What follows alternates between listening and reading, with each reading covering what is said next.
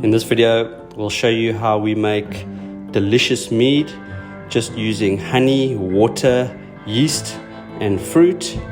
So we're going to be using lychis for this recipe, but you can use any type of fruit that you want.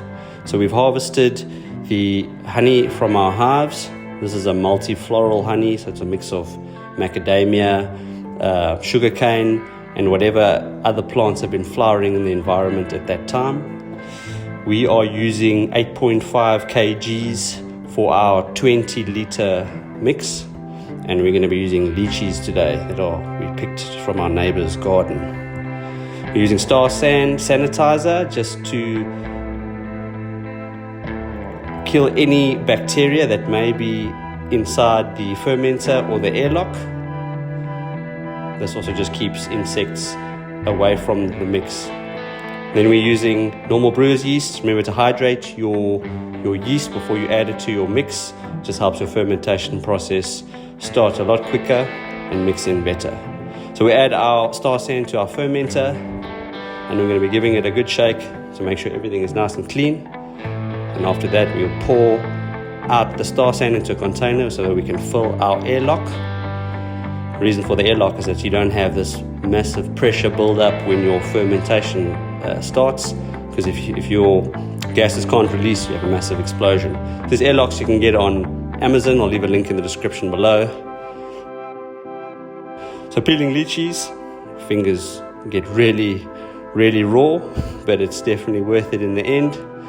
So first you add your honey to your fermenter and try not to spill any honey, because it's one hell of a sticky mess if you do. Then you add enough water till about halfway inside your fermenter so that you have a lot of air inside, and give it a big shake so that you aerate your mix.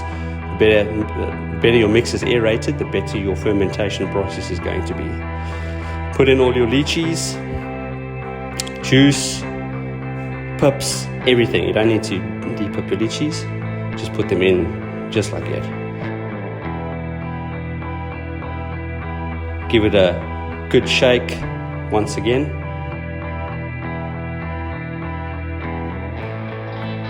Add your yeast and shake it up. Give it a good shake. It starts getting really heavy. Then you can add some more water, give it another shake. Now it starts getting really heavy.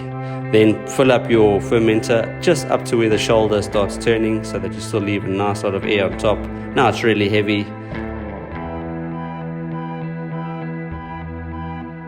Then you can add your airlock. And remember just to document all your quantities, so that if it's a good mix, you can duplicate it if you need to. You have all the ingredients on the slip. Keep it on your fermenter so you know exactly what type of mead it is. And after a few hours, you'll start seeing the bubbling on your fermenter, on your airlock. Now we just let this sit for 2 to 3 weeks until the fermentation process is completely finished.